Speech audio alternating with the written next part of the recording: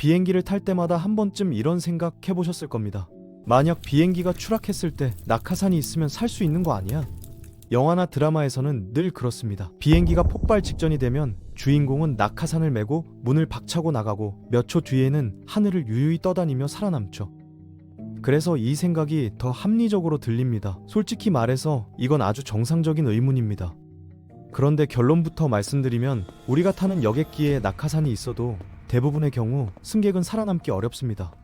심지어 상황에 따라서는 낙하산이 없는 것보다 더 위험해질 수도 있습니다. 오늘은 항공사들이 왜 승객들에게 낙하산을 주지 않는지, 그리고 그게 단순한 비용 문제가 아니라 현실적인 문제라는 걸 하나씩 설명해 보겠습니다. 먼저 가장 기본적인 오해부터 짚고 가야 합니다. 낙하산은 그냥 메고 뛰어내리면 되는 장비가 아닙니다. 영화에서는 당연하게 펼쳐지지만 현실에서는 전혀 그렇지 않습니다. 실제로 혼자서 낙하산을 사용하려면 몇 시간의 이론 교육과 수십 번의 실제 점프 경험이 필요합니다. 산이 언제 열려야 하는지, 자세가 조금만 틀어지면 어떤 위험이 생기는지, 바람 방향이 바뀌면 어떻게 대처해야 하는지까지 전부 몸으로 익혀야 합니다. 전문가와 몸을 묶고 뛰는 텐덤 스카이다이빙조차도 아무 설명 없이 바로 뛰게 하지는 않습니다. 최소한의 교육과 연습은 반드시 거칩니다. 그런데 이걸 비행기 탑승 전에 수백 명의 승객에게 매번 교육할 수 있을까요? 현실적으로 불가능합니다. 하지만 이건 아직 가장 약한 이유입니다. 진짜 문제는 따로 있습니다. 여객기 자체가 낙하산 탈출을 전혀 고려하지 않고 설계된 비행기라는 점입니다. 스카이다이빙용 비행기를 떠올려 보세요. 문이 크고 활짝 열리며 뛰어내리는 위치도 비행기 날개나 동체에 부딪히지 않도록 정교하게 계산돼 있습니다. 심지어 어떤 비행기는 아예 문이 없는 구조이기도 합니다. 반면 우리가 타는 여객기는 어떨까요? 여객기 문은 이륙 전에 물리적으로 잠기고 비행 중에는 기내 압력이 문을 바깥쪽으로 밀어붙이며 강하게 봉인하는 구조입니다. 그래서 순항 중에는 문을 여는 것 자체가 물리적으로 불가능합니다. 승무원이 열 수 없는 게 아니라 인간의 힘으로는 열 수 없도록 만들어진 겁니다. 여기서 많은 분들이 이런 질문을 합니다.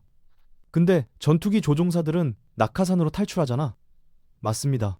하지만 전투기와 여객기는 애초에 목적 자체가 다른 비행기입니다. 전투기는 조종사 한 명만 탈출하면 됩니다. 그래서 비상 탈출을 전제로 폭발식 탈출 좌석이 설치돼 있고, 초고속에서도 조종사의 몸이 찢어지지 않도록 자동으로 자세를 잡아주고 적절한 고도에서 낙하산이 펼쳐지도록 설계돼 있습니다. 말 그대로 탈출 자체를 위해 만들어진 시스템입니다. 그런데 여객기에서 승객 수백 명에게 이런 시스템을 적용한다면 어떻게 될까요? 기술적으로도 경제적으로도 현실성이 없습니다. 여객기는 탈출을 전제로 만든 비행기가 아니라 끝까지 버티고 착륙하도록 설계된 비행기입니다. 이제 고도의 문제로 넘어가 보겠습니다. 여객기는 보통 35,000피트, 약 10km 상공을 날아다닙니다. 이 높이는 스카이다이빙을 하는 고도의 2배가 넘습니다. 이곳에서는 공기가 너무 희박해서 사람이 정상적으로 숨을 쉬기 어렵습니다. 단순히 숨이 가쁜 정도가 아닙니다. 기압이 급격히 낮아지면 폐 안의 공기가 순간적으로 팽창하면서 심각한 손상이 생길 수 있습니다. 그래서 이 고도에서는 우리가 비행기 안에서 쓰는 산소 마스크로는 부족합니다. 완전히 가압된 특수 산소 장비가 필요합니다. 이건 이미 일반 승객이 사용할 수 있는 장비의 영역을 벗어난 이야기입니다. 온도 문제도 생각보다 심각합니다. 35,000피트 상공의 기온은 영하 30도에서 영하 40도에 달합니다. 여객기는 이 환경에서 시속 800km 이상으로 날아갑니다. 문이 열리는 순간 그 속도의 차가운 공기를 정면으로 맞게 되는 겁니다. 이건 단순히 춥다의 문제가 아닙니다. 이 정도 조건에서는 사람이 몇 초 안에 의식을 잃을 수도 있습니다. 낙하산만 메고 나가는 게 아니라 사실상 우주복에 가까운 방한 장비가 필요한 환경입니다. 속도는 더 무섭습니다. 스카이다이빙 비행기는 사람들이 뛰어내릴 때 시속 150km 안팎으로 속도를 줄입니다. 그래야 공기 중으로 안전하게 진입할 수 있기 때문입니다. 하지만 여객기는 순항 중에 시속 800km 이상으로 날아갑니다. 이 상태에서 뛰어내리면 강력한 공기 흐름 때문에 비행기 외부에 부딪히거나 목과 척추에 치명적인 부상을 입을 가능성이 큽니다. 설령 부딪히지 않더라도 그 충격으로 의식을 잃을 수 있습니다. 낙하산이 펼쳐질 기회조차 없을 수도 있다는 뜻입니다. 그럼 이런 생각이 들 수 있습니다. 그래도 추락하면서 속도가 줄고 고도가 낮아질 때 뛰어내리면 되지 않을까? 이론적으로는 맞는 말입니다. 하지만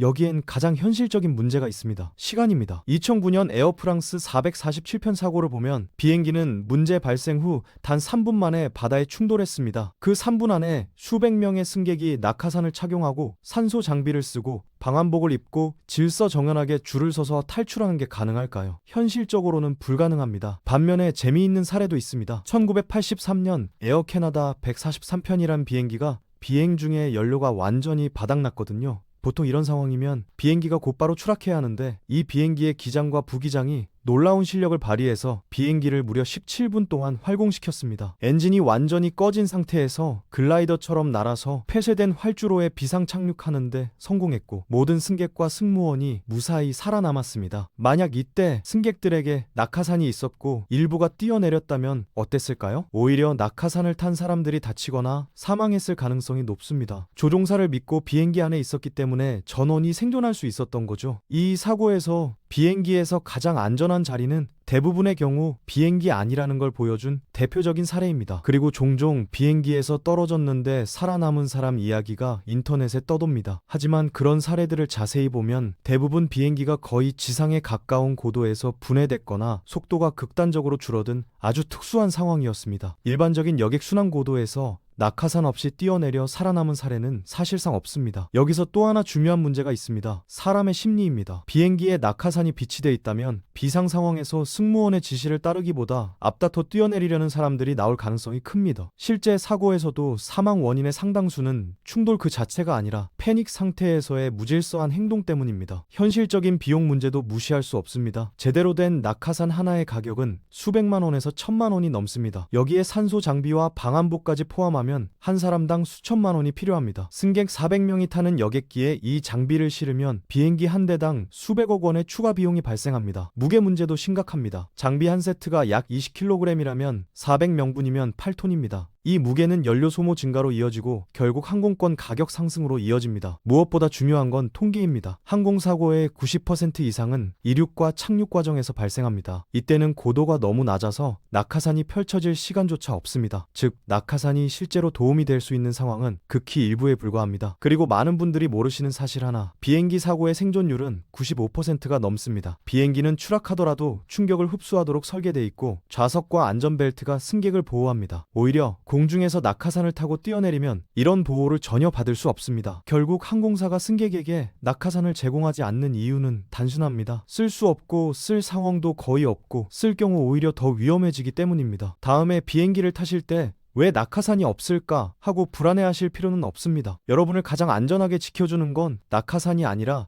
비행기 자체의 설계와 승무원의 안내, 그리고 안전벨트입니다. 오늘 내용이 도움이 되었다면 좋아요와 구독 부탁드립니다. 시청해주셔서 감사합니다.